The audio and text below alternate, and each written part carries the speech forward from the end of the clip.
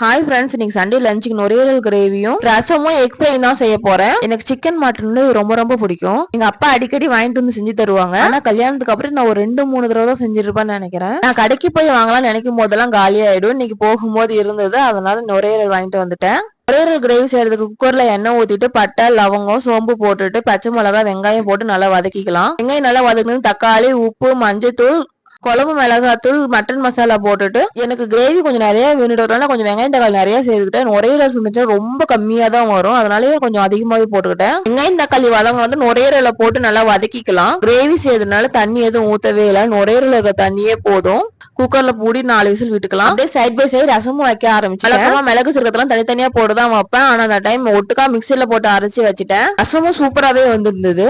கடைசியா மிளகு, சீரகம், சோம்பெல்லாம் ட்ரை ரோஸ்ட் பண்ணி அரைச்சு சேர்த்துக்கிட்டேன். அப்படியே எக் ஃப்ரையும் பண்ணிட்டேன். ஒரு வழியா லஞ்ச் செஞ்சு சாப்பிட்டு முடிச்சாச்சு. இந்த டைம் எல்லாமே சூப்பராவே இருந்தது.